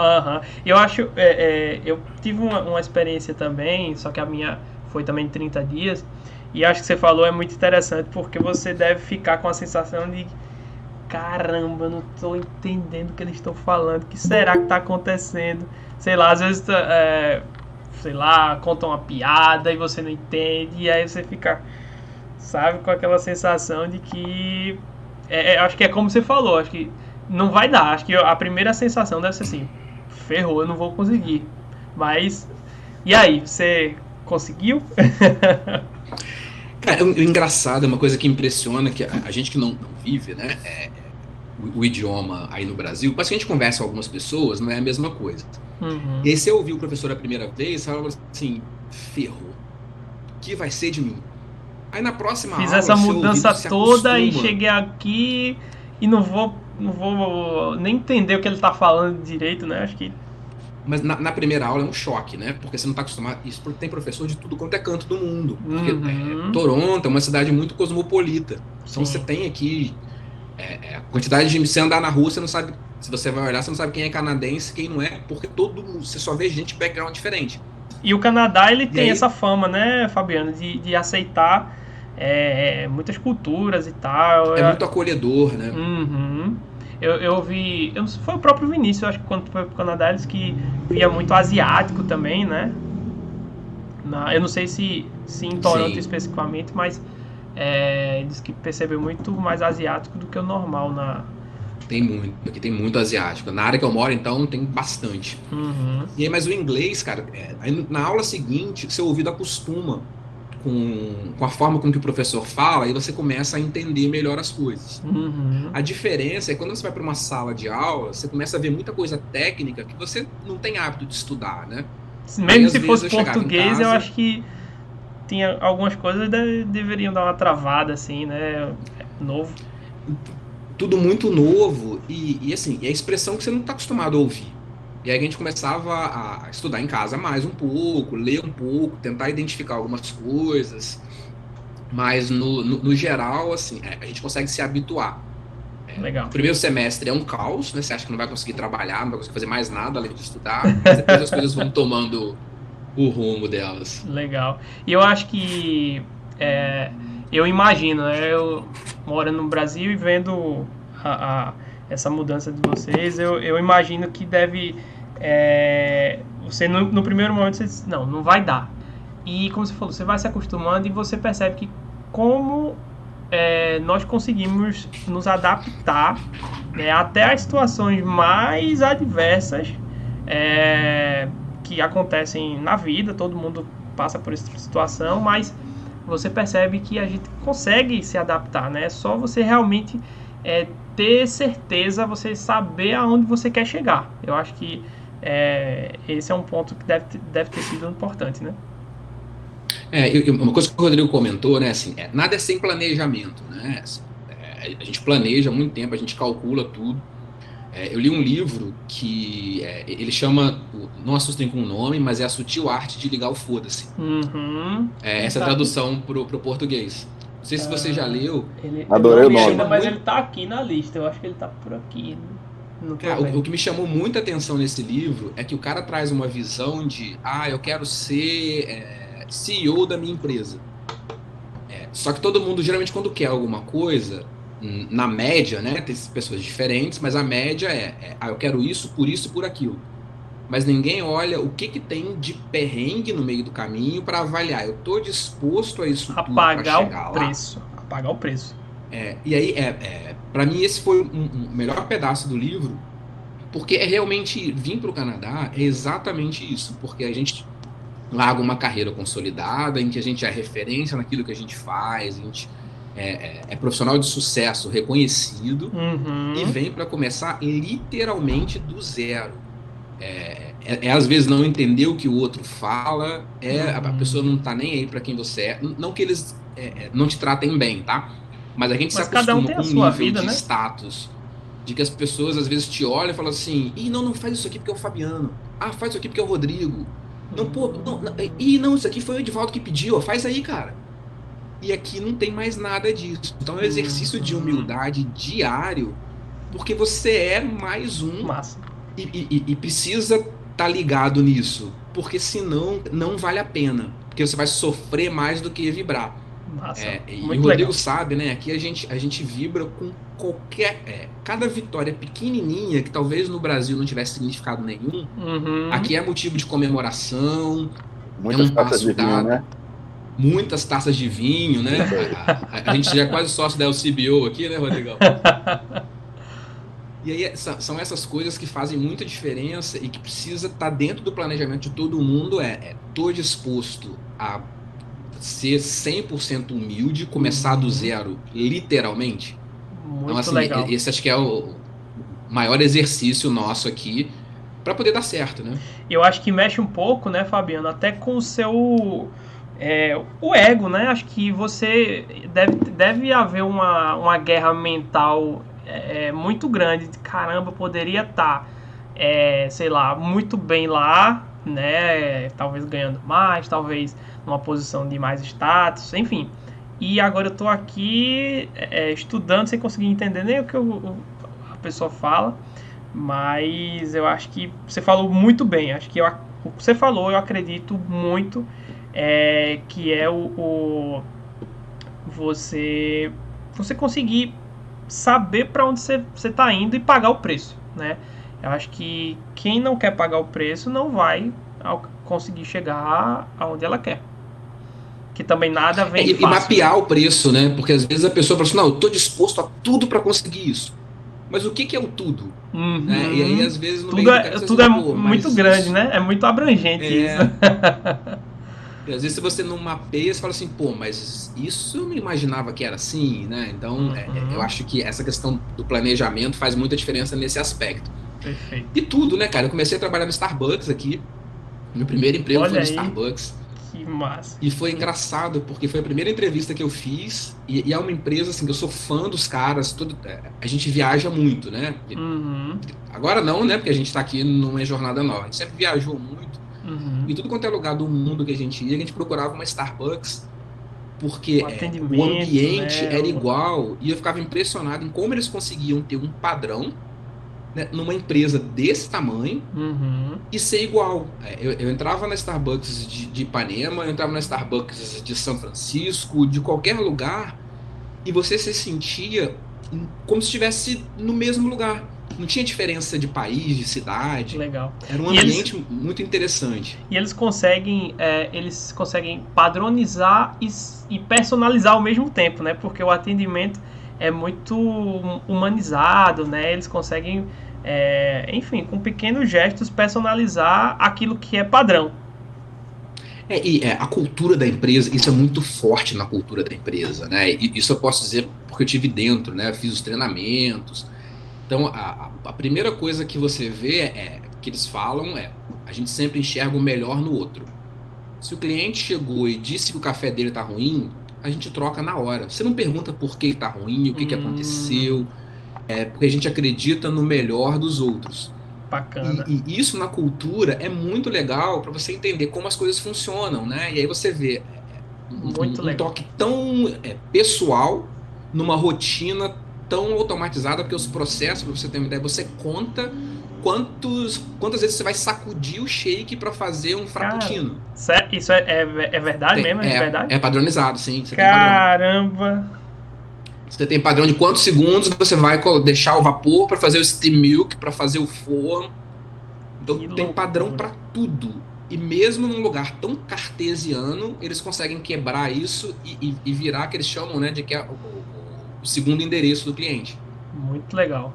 E aí você trabalhou lá, como é que foi essa experiência lá? Você fez o quê e tal? Como é que foi essa? Cara, eu entrei como barista, né? E aí, aquilo que eu te falei do exercício de humildade, né? Limpava chão, limpava banheiro, fazia café. Olha isso. Tudo. O barista, na verdade, é o cara que faz absolutamente tudo. E foram 6 meses trabalhando lá, e assim, foi uma experiência muito bacana, cara. Muito bacana. Aí, ao longo desse período, né, eu apliquei para vaga em banco. e fui apliquei para muita vaga. E aí é interessante como eu só fui chamado para entrevista depois de um tempo de Starbucks. Aí você vê como a experiência aqui faz diferença. E virou um quebra-gelo, que nas entrevistas as pessoas me perguntavam, não em termos de profissionais, mas eu lembro que eu tive entrevista com um gerente virou para mim e falou assim: deixa eu te fazer uma pergunta que não tem nada a ver com a entrevista, não, mas só uma curiosidade. Como que é o Starbucks? Como que é trabalhar no Starbucks? Você virou o cara do Starbucks aí no... E aí quebrava gelo, e era bem legal, fora que a experiência com o cliente, né, essa importância que a empresa dá, no Canadá isso é muito latente, né, as empresas valorizam muito essa experiência do cliente e o relacionamento com o cliente. Então foi bem bacana, bem bacana. Muito legal, muito legal. É bem impressionante esse caminho que você fez, né, que para muita gente seria uma loucura total, né, você sair de uma posição de segurança, né? Eu diria que é uma posição de segurança, porque, querendo ou não, a Caixa é um órgão público e você tinha uma certa estabilidade lá, né? E para ir para um caminho um pouco mais com incertezas, vamos dizer assim, né? Mas a gente faz muita coisa pela família, né? Porque que a gente estava comentando no começo, né? Que o Rodrigo até falou, a gente estava conversando antes sobre a adaptação dos filhos e tal. Meu filho está com 12 anos, vai fazer 13 agora. Então, se você olhar num horizonte relativamente curto prazo, né, 4, 5 anos, é o período que ele vai estar entrando no mercado de trabalho. A gente estava em Brasília, e a gente não conseguia enxergar muita possibilidade para ele num período de médio prazo, como a gente enxerga aqui. Tanto no aspecto de desenvolvimento, ele estuda hoje numa escola pública, que ele entra 9 horas da manhã, sai 3 horas da tarde todo dia, sem pagar nada. Tem 1 ou 2 horas de aula de francês todo dia. Então, é uma educação que, se a gente fosse pagar isso para ele no Brasil, como a gente pagava, é um custo absurdo. Pois é. E aqui tem uma outra coisa, Edivaldo, que é muito legal, que é a questão do custo. As coisas são muito acessíveis. O cara que ganha um salário mínimo aqui tem uma vida digna de verdade. No Brasil, uma pessoa que ganha um salário mínimo, às vezes mal sobrevive, né? Então são essas coisas que fazem diferença para ele poder escolher a profissão que ele quiser, sem se preocupar de essa eu não posso porque essa eu vou ganhar salário mínimo, ou essa eu não posso porque essa eu não vou conseguir ter uma boa posição. Aqui não tem muito isso. Muito interessante. Esse é o aspecto legal. E falando de carreira, né, de banco, acabou que eu consegui, né, entrar em banco, fiz algumas entrevistas. E a questão da gente vibrar, que eu estava comentando, né, comemorar. A primeira entrevista por telefone foi assim, dava um pavor, evento, frio, né? Na barriga. É um evento. Era pouco. Mas aí você fica assim, caraca, consegui uma entrevista por telefone. E aí você vê, assim, você começa a vibrar com tanta coisa pequena, aí vai pra entrevista presencial, assim, caraca, marcaram uma entrevista para eu ir. E essas coisas, assim, a gente vai como se fosse a primeira entrevista, né? Embora seja cascudo, vai para a primeira entrevista. E banco legal. Aqui é muito diferente, cara. Muito diferente do Brasil. E você veio de um banco estatal, né? E você provavelmente aí você deve ter buscado bancos privados, né?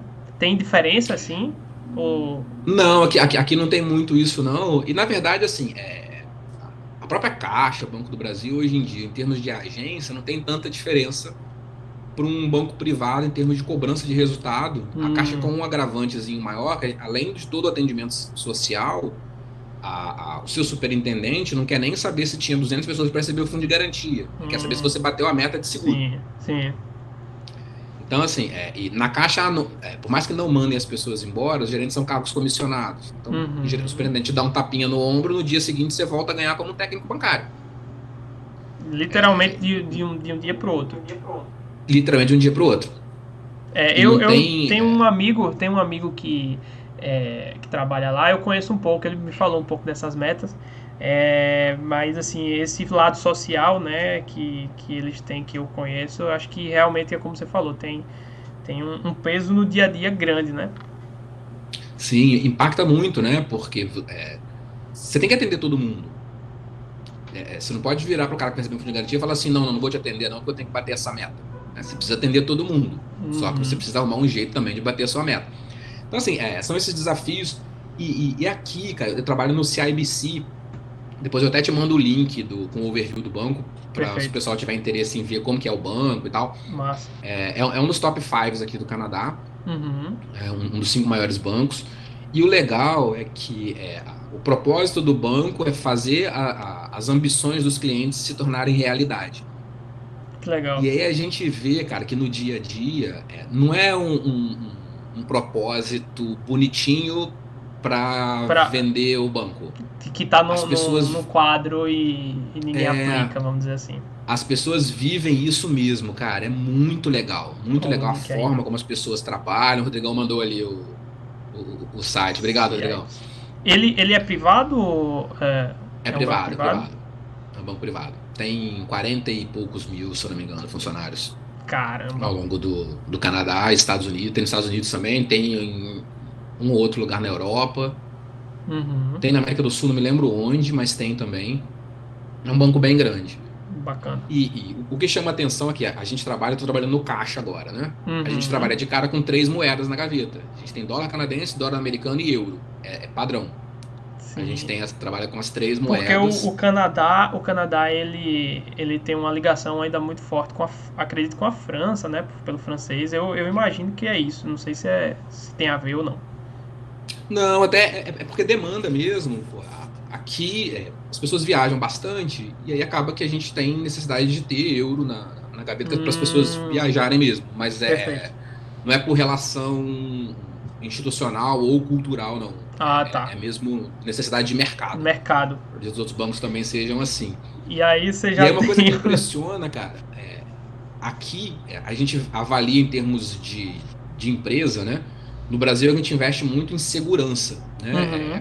Prevenção de fraude. Sim. Eu já peguei empresa pleiteando empréstimo com autenticação bancária falsa em DARF. Uhum. Aí aqui o que me o foco é outro, né? O foco é na fraude, né? Infelizmente. Na fraude. E o custo disso é muito alto, né? Porque mecanismo de prevenção de fraude consome muito capital do banco, né? Tanto em pessoas trabalhando quanto em sistemas. E aqui o comprovante do recibo de uma conta é um carimbo.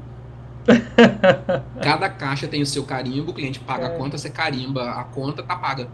Caraca. E no começo, a gente trabalha, quando você entra, né, você fica, que eles chamam de shadowing, né, você fica espelhando os caixas. Uhum. E aí a primeira vez eu me lembro que foi engraçado que uma pessoa levou uma conta, aí pagou, aí o caixa carimbou, a pessoa foi embora. Eu falei assim, mas ela não leva o recibo?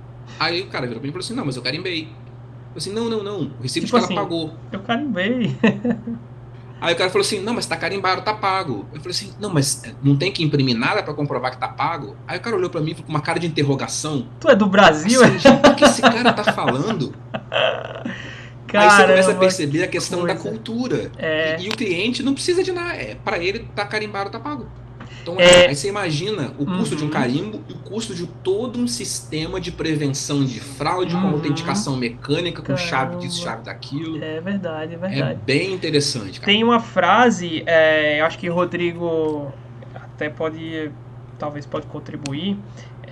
Eu lembro, na empresa que a gente trabalhava, o Márcio, que era o meu gestor, né, eu comecei lá como estagiário. E ele dizia o seguinte, ele disse, a base da minha equipe é na confiança. Então, assim, eu não vou ficar olhando o detalhe, se você está fazendo assim, se você está fazendo assado, não. Eu quero que você entregue o resultado, tá? Então, se em algum momento você tiver dificuldade, você chama. Se você, não tô bem, eu vou, sei lá, trabalhar de casa hoje, né? Quando eu era externo, faça o que quiser, o que importa é o resultado. Então acho que isso tem muito a ver com a cultura, com esse tipo de cultura que você fala, né? Infelizmente a gente, né, por questões talvez até históricas, essa mentalidade de querer se aproveitar das falhas, das brechas e tudo mais, faz com que a gente tenha que gastar atenção, dinheiro e, enfim, tecnologia em antifraude, né? Infelizmente. Exatamente. Outra coisa que é interessante aqui o mercado é muito regulado. Para você ter uma ideia, tudo você precisa de certificação. Eu acabei de fazer uma prova agora de certificação em Mutual Funds, que seria fundos de investimento. Aqui, para você trabalhar na função de cima, né, que seria o Financial Services ou Financial Advisor, você tem que ter essa certificação, porque você não consegue nem acessar o sistema com um portfólio de fundos se você não for certificado. Caramba. É bem interessante. No Brasil, assim, tinha assistente que vendia fundo. Era isso que eu ia perguntar. No Brasil, não precisa dessas certificações todas. Você até tem uma certificação, né, que é da Ambima, o CPA 10, para lidar com fundo de investimento, mas isso não te restringe o acesso aos portfólios. Você consegue imprimir uma lâmina de um fundo normalmente, mesmo sem ter o treinamento. E aqui, a maioria das informações dos fundos, elas são restritas. Você não acessa sem ter esse treinamento. É bem interessante, assim. E essa prova que eu fiz é a primeira prova, né, primeiro nível. São 100 perguntas com 3 horas de prova. E assim, tem pergunta que é uma página inteira. Pergunta. Toda múltipla escolha, o nível é bem alto, bem alto. Fora que é em inglês, né? Ainda tem isso. Muita expressão de mercado. É bem puxado a certificação. Eu imagino. Mas é um mercado extremamente o setor financeiro, ele já, naturalmente, ele já tem essa característica de termos técnicos e, enfim, várias questões técnicas. E em inglês, o desafio, eu imagino que seja bem maior, né? Bem maior. Show de bola. Mas eles incentivam muito. O banco pagou meu curso, o curso, né? O curso aqui é um livro que eles mandam pelo correio e acesso à plataforma. Então tem um curso presencial. Pagou o curso, pagou a prova para eu fazer. Então, assim, que massa. É bem legal esse aspecto. Muito legal. E aí hoje você atua no banco, né? Pra gente conseguir fechar. Você veio do Brasil, começou o college, não foi isso? Você falou? Isso. A faculdade. E aí você conseguiu essa posição. Então hoje o teu planejamento de carreira seria dentro do mercado corporativo, dentro de bancos no Canadá. E isso tá conectado com a questão da residência permanente. Porque como meu background no Brasil é banco, eu consigo aproveitar a experiência de banco no Brasil para conectar com o que eu faço aqui. Perfeito. E aí, assim, se não fosse a pandemia, você ganha pontos, né, é isso? Minha gerente até... Oi? Você ganha pontos adicionais? Ganha ponto. Além de ganhar ponto, tem alguns programas de província que você passa a ser elegível. E aí, assim, eu teria que ter uma promoção que é a função de cima, que seria essa que eu precisaria da certificação. Certo. Que a minha gerente falou comigo que me daria a vaga porque saiu uma pessoa. Só que com a pandemia, as vagas estão congeladas, aí eu não consegui pegar. Mas tive uma conversa com ela essa semana, assim, é só mesmo uma questão de reabrir.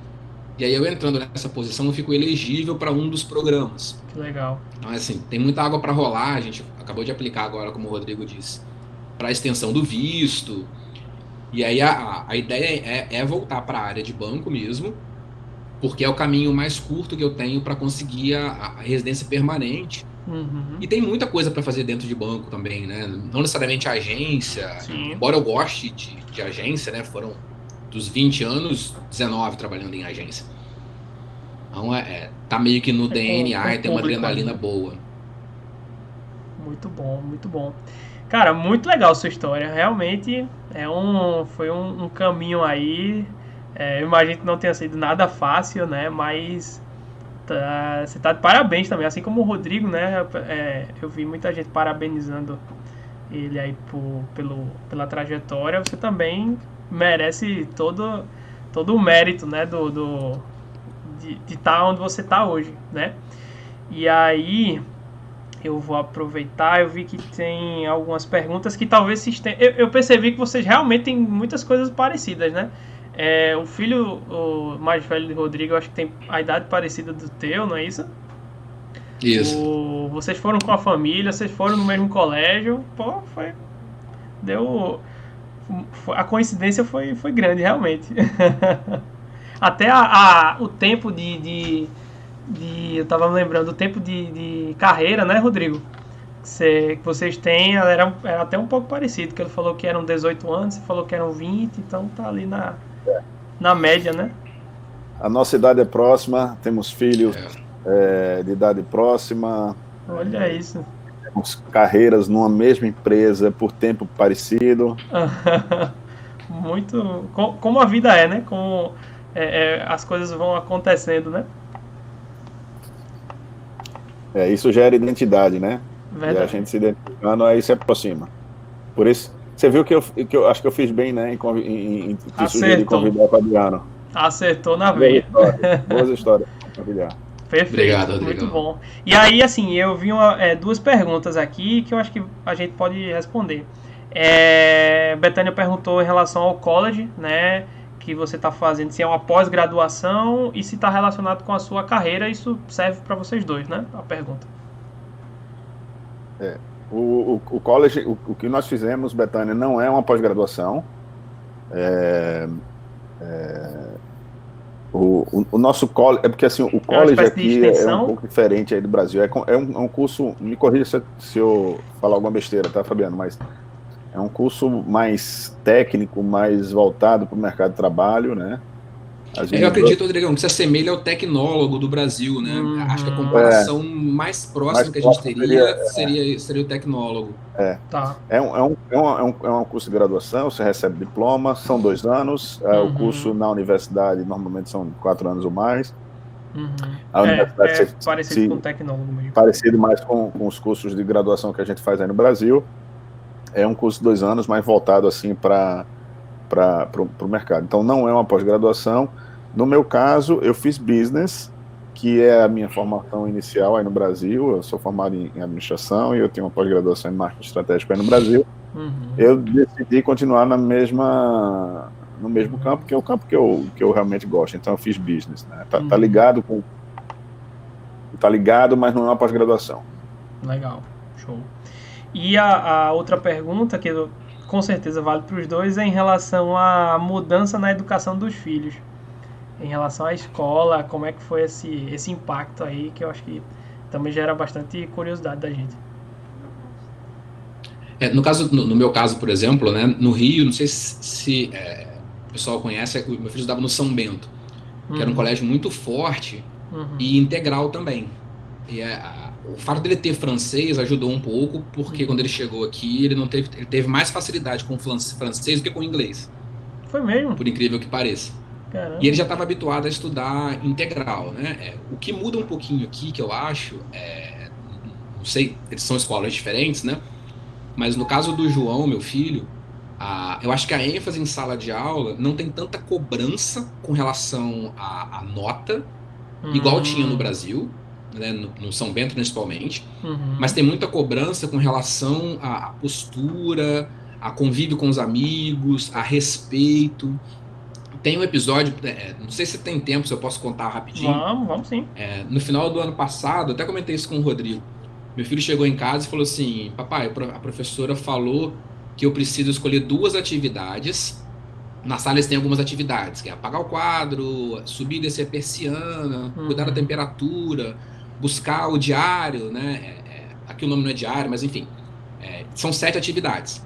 E aí cada aluno tinha que escolher 2 e dizer por que ele escolheu aquelas 2, o que ele já tinha feito em outras escolas ou em outros anos daquela atividade, o que eles poderiam agregar para a turma e por que eles tinham que ser escolhidos para aquilo. Legal. E aí, assim, meu filho tinha 12 anos, e aí falou assim: não sei por que ela pediu isso, papai. Por que ela perguntou? É uma entrevista de emprego.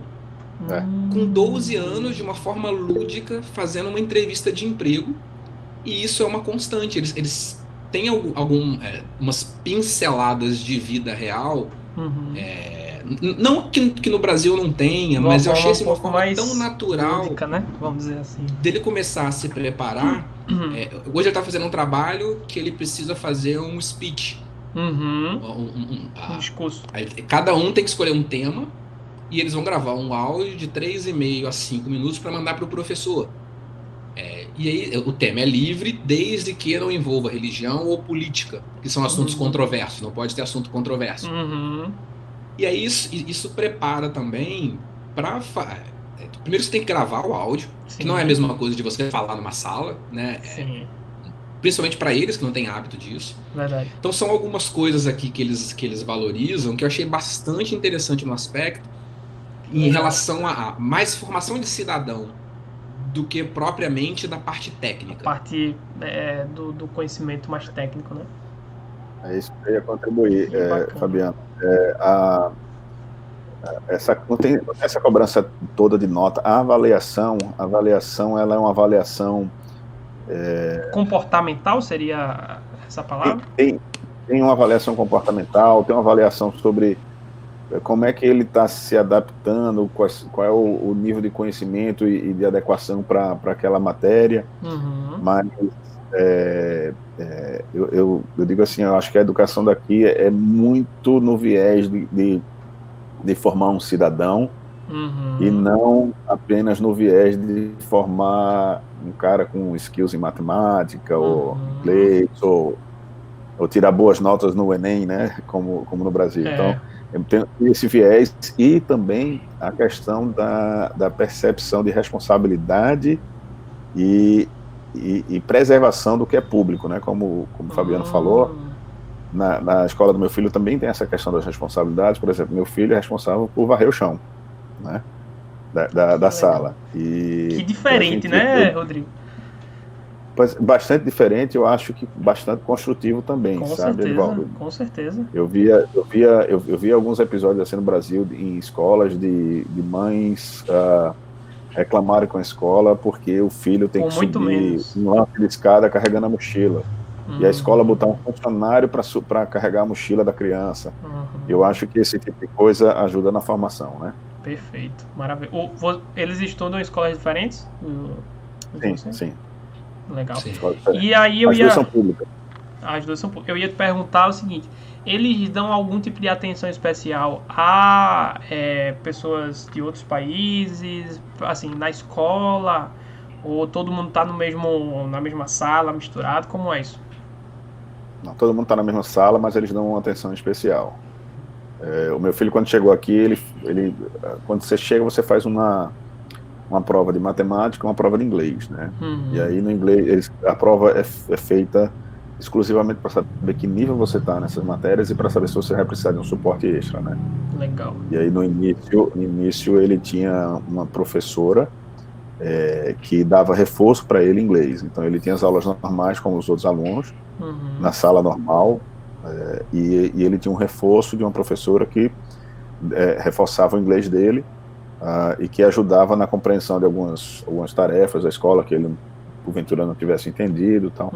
Mas ele teve todo o apoio, todo o suporte, até hoje tem todo o apoio, todo o suporte da escola. Esse atendimento aos alunos e a preocupação com o bem-estar do aluno, seja ela física ou mental, é muito legal aqui. Não, e só um detalhe nisso, né, Rodrigão? A gente teve alguns movimentos de greve aqui dos professores, porque por conta do corte de orçamento, eles estão cogitando tirar esse suporte do aluno internacional. Os professores fizeram greve porque vai diminuir a qualidade do ensino. Então a greve não foi por salário, não foi por... Não. Você sabe qual é o percentual pedido de reajuste? O salário é 1%. Era o pleito. 1% de aumento no salário. Caramba. Mas também a inflação aí provavelmente é muito baixa, né? Muito pequena. Muito legal. É realmente eu já tinha ouvido falar muito bem do Canadá, sabia de algumas coisas, mas é diferente quando você vê alguém próximo vivendo e passando essa experiência, né? Eu vou juntar duas perguntas em uma só aqui, que é do Eurico e a de Vinícius. O Eurico falou da Covid, né, em relação a essa questão, essa crise financeira. Como é que vocês percebem, né, hoje vocês aí no Canadá e talvez os familiares, enfim, essa diferença. E eu vou juntar também, porque isso tem a ver com a questão da saúde, que foi o que o Vinícius perguntou, né? Então, como é que vocês viram a questão financeira e acesso à saúde aí, e a diferença em relação ao Brasil? A gente vai batendo bola, né, Rodrigão? Vamos lá. Uhum. Com a questão financeira, o que me impressionou foi a velocidade que o governo agiu. Se não me engano, uma semana depois que saiu a quarentena, né, lá no iníciozinho de março, de cara já teve o deferral, né, deram carência nos financiamentos habitacionais, nos empréstimos, o governo autorizou todos os bancos a darem a carência, e isso que impressionou é que foi muito rápido, muito rápido. A questão do isso auxílio, chegou de né, fato assim às pessoas rápido também? Sim. Eles têm o auxílio que o Brasil está pagando agora, né? Aqui já está pagando, já vai para a terceira ou quarta parcela, se não me engano. Já pagou a terceira. Pagou a terceira, né? São $2.000. Nossa. Cada parcela, tá? $2.000 cada parcela. Olha isso. E assim, aplicou, eles não têm muito filtro.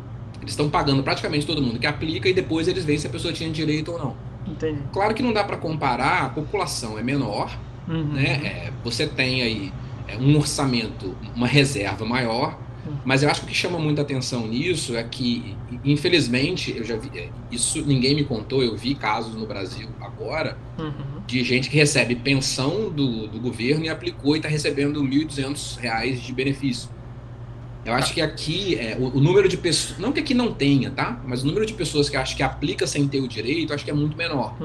Então isso facilita também e tem uma coesão muito grande em termos administrativos. Parece que não existe divergência política. Tá todo mundo conectado em como que a gente faz o melhor para quem tá no Canadá. Acho que para mim isso me chamou muita atenção. É diferente, é bem diferente. O impacto, Edivaldo, essa crise que a gente está passando é uma crise sem precedentes, né? E ele vai impactar muito o Canadá como outros países. Respondendo aí um pouco a pergunta do Eurico, né? Agora, é diferente quando você está num país como o Canadá, que é um país rico, tem boas reservas, né? Eu acho que ele passa de forma mais suave nessa crise. E tem assim uma agilidade na resposta, como o Fabiano falou, e nas ações que ajuda também a suavizar o impacto da crise, né? Não vai ser a mesma coisa pós-crise, não vai ser a mesma economia que a gente estava, mas eu ainda tô com um pensamento positivo, tanto é que estou investindo nesse momento. A gente está abrindo a loja lá, mas eu estou ainda com um pensamento positivo, assim. Acredito eu que quando as coisas aqui reabrirem, já estão reabrindo aos poucos, mas quando as coisas aqui reabrirem por completo, vai ter um desemprego muito grande. Essa é a grande questão. A questão também é colocar dinheiro na mão das pessoas para gerar consumo, e eu acho que essa é uma das ajudas do governo. Esses $2.000 é para isso também. Exatamente.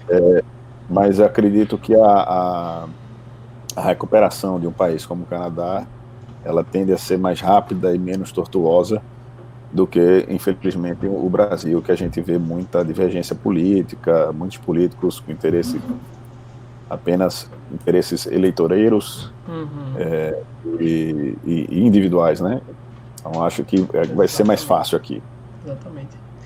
Interessante. E assim, ao mesmo tempo que você vê essas diferenças, né? Pô, o Brasil ainda falta tanto para chegar no nível do Canadá, ao mesmo tempo dá uma sensação de dizer, pô, tem jeito, porque se eles conseguiram, alguma coisa eles fizeram lá no passado que deu certo. Então é um mix de sentimentos, né, que a gente percebe.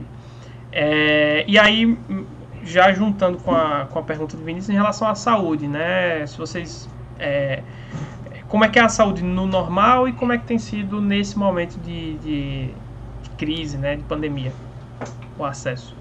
Olha, meu caminho é diferente do Fabiano, né? A maioria vem para cá fazendo o seguinte desenho: vai para a faculdade, porque quando você aplica para o visto de estudante internacional, você estudante, você tem acesso a um work permit part-time, ou seja, você só pode trabalhar 20 horas semanais. mas a sua esposa, o marido, o seu cônjuge, ele tem direito a trabalhar full time. Entendi. Então, o que a pessoa faz? Um vem estudar, o outro começa a trabalhar, e aí, normalmente, você aplica para o Express Entry através do seu cônjuge, né? E o ORIP, que é o plano de saúde aqui, é o sistema de saúde aqui, você aplica também pelo seu cônjuge. O ORIP, o plano de saúde, você tem direito a ele quando você está trabalhando full time. Depois de 3 meses você está trabalhando full time, você pode aplicar. No meu caso, a minha esposa é funcionária pública federal e ela continua trabalhando online aqui, né? Já trabalhava online no Brasil, só fez mudar a cidade. Então, eu fiz o college e aí eu vou ter que aplicar para o ORIP. Né? Como eu acabei o college agora, eu ainda não tenho o serviço público, acesso à saúde pública. Porém, já precisei, e eu diria assim, os hospitais são bem estruturados, você espera bastante quando você precisa de alguma emergência hospitalar, mas é um serviço de qualidade, sim. Legal. Quando você falou, Rodrigo, você pode, esse sistema, você fala, é o público, eu acredito que nos Estados Unidos eles têm um serviço de saúde mais privado, né? Lá você também, dessa forma, você consegue fazer planos, uma espécie de plano de saúde, ou é possível também? Na verdade, aqui é público, todo o serviço de saúde é público, né? Você não pode ser médico sem ser funcionário público. Aqui todo o serviço é público. Mas, então, assim, o serviço que eu acesso é um serviço que eu tenho que pagar particular, porque eu não tenho acesso ao RIP. Sim. Então eu pago a consulta e solicitava o reembolso do plano. É isso que eu fazia. O que as empresas ofertam no sistema público. O sistema público. Tá. Na verdade, o sistema público é o seguinte, assim, quem paga o médico, o médico de uma clínica, né, que eles chamam aqui do Family Doctor, quem paga o médico é o governo. Então você tem acesso à saúde, você vai no médico, que ele não é um funcionário, corrigindo a minha frase, ele não é um funcionário do Estado, mas ele atende o cliente, e aí o cliente apresenta a carteirinha dele do RIP, e aí o médico recebe do governo. Tá, entendi. Mas o médico não tem liberdade para definir valores ou... é muito regulamentado. É tudo muito regulamentado. É parecido, né? com o setor bancário, né? Como o Fabiano falou. Assim, a bastante regulamentação. Legal. Você, Fabiano, você tem esse ORIP, né? Que você falou, Rodrigo? Isso. A gente tem o ORIP já há algum tempo, na verdade, desde fevereiro de 19, se não me engano. E é um sistema, assim, muito simples, né? Que é uma pena no Brasil não ser assim, que lembra muito a ideia, né? Lá do SUS. A gente tem a carteirinha, e cada médico que você vai, eu sei que eu precisei usar, né? Eu quebrei o pé agora há pouco tempo. E aí eu dei sorte com relação ao Covid, a ortopedia estava vazia, Rodrigão. Passei me levou até de cadeira de roda, dirigiu a cadeira de roda para mim para eu ir fazer raio-x. E aí o interessante, a gente foi no médico da família, e algumas pessoas criticam, né?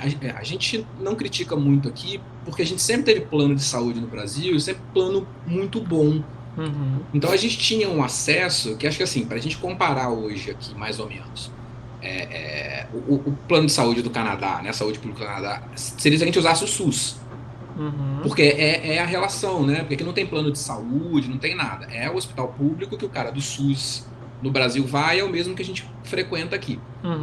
E eles têm, cara, a gente foi no médico da família, que é aqui perto de casa, um cara muito legal.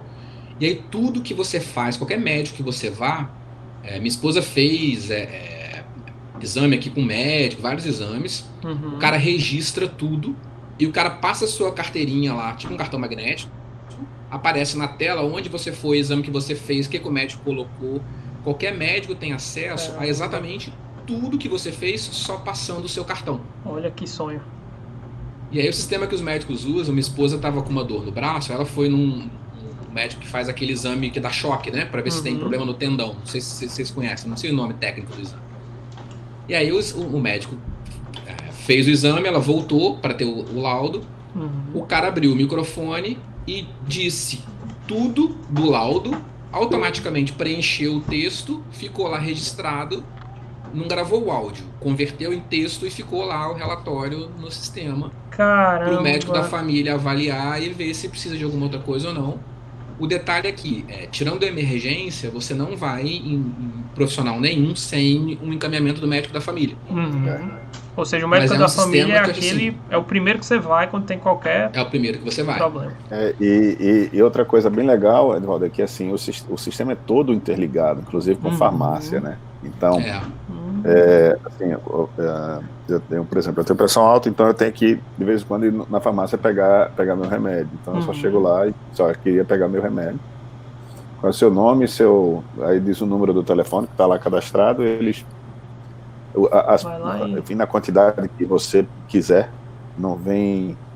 você não compra em múltiplos de caixa, né? Você diz assim, eu quero para um mês, ele vem um mês. Vende a granel. E vem a granel e é tudo interligado. Então já chegou lá, já cheguei para solicitar meu remédio e a prescrição já tinha perdido a validade, né? Porque a médica manda e diz assim, ó, por 3 meses.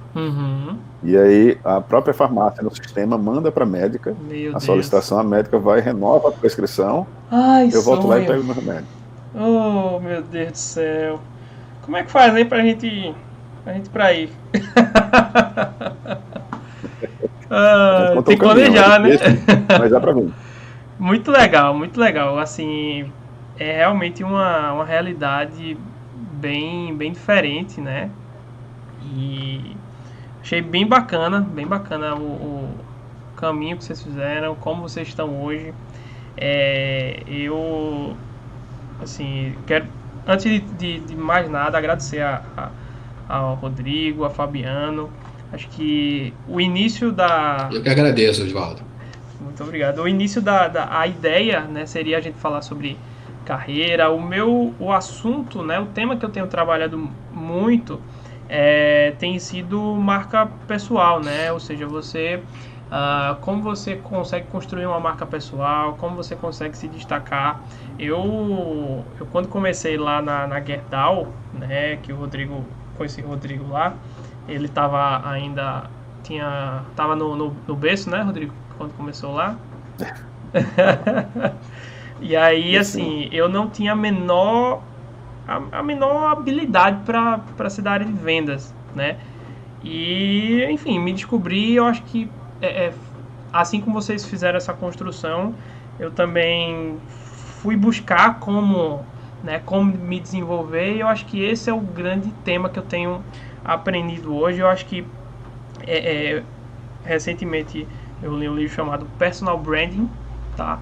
Que eu acho que a história de vocês dois é muito bacana, porque vocês estavam num momento de uma marca pessoal consolidada, de uma carreira consolidada, aquilo ali relativamente estável, e vocês se colocaram numa posição de humildade, como o Fabiano falou, de vamos ir atrás do sonho, vamos ter coragem, né? Tem que ter muita coragem para você fazer essa transição.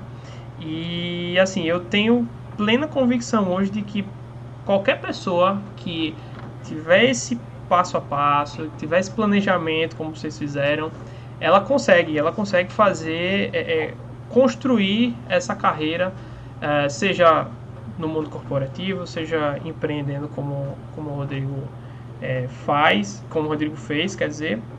Então eu achei bem bacana aí esse caminho. Só para contextualizar também aqui, talvez quem não tenha visto, essa última semana eu tenho abordado bastante lá no Instagram esse tema, né? E aí eu abri uma mentoria, as inscrições para uma mentoria, justamente para quem quer fazer começar a construir essa marca pessoal. Então, assim, quem tiver interesse, manda uma mensagenzinha lá que eu explico como é que funciona, mas A conversa aqui eu acho que foi muito massa, teve muita gente que perguntou, que estava curioso. E é isso, eu agradeço vocês, vocês estão liberados aí, se vocês quiserem ter uma palavra final. A minha é só gratidão e agradecimento. Só agradecer pelo convite. É bom compartilhar a história.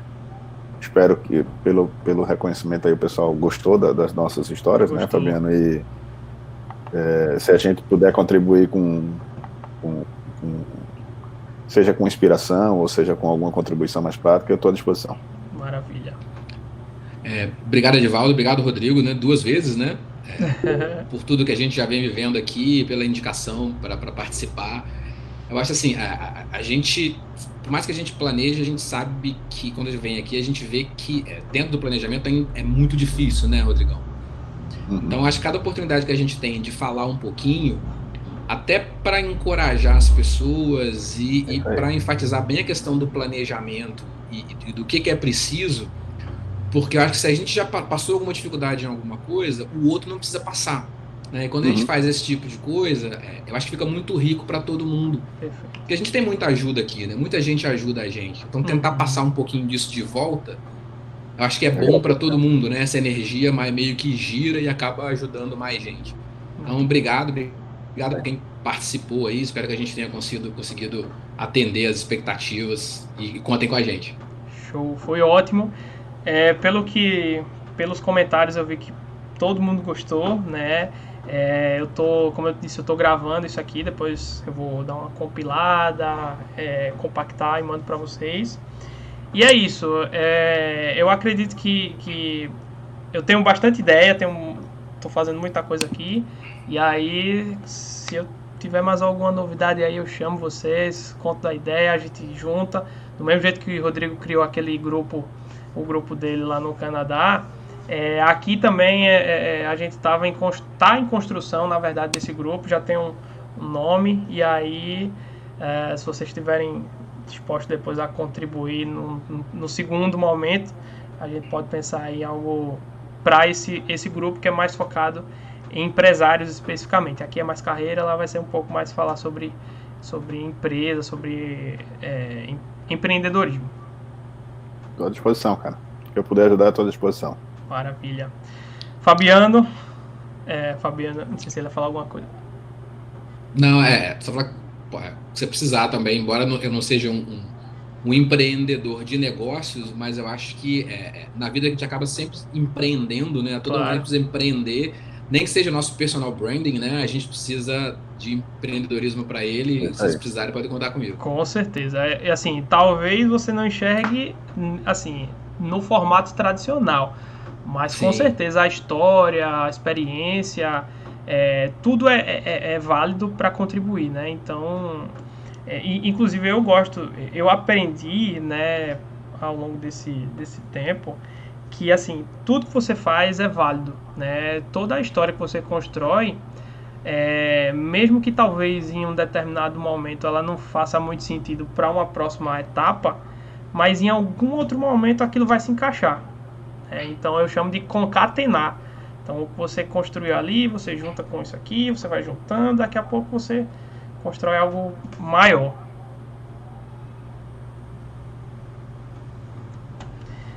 Beleza? Ok, obrigado mais uma vez. Obrigado, pessoal. Boa noite. Tchau, pessoal. Eu agradeço Boa demais noite. aí. Tchau, tchau. Boa noite. Valeu, Edvaldo. Valeu, Rodrigão. Valeu, Um abraço, galera. Vai, Fabiano. Até Abraço, mais. cara. Tchau.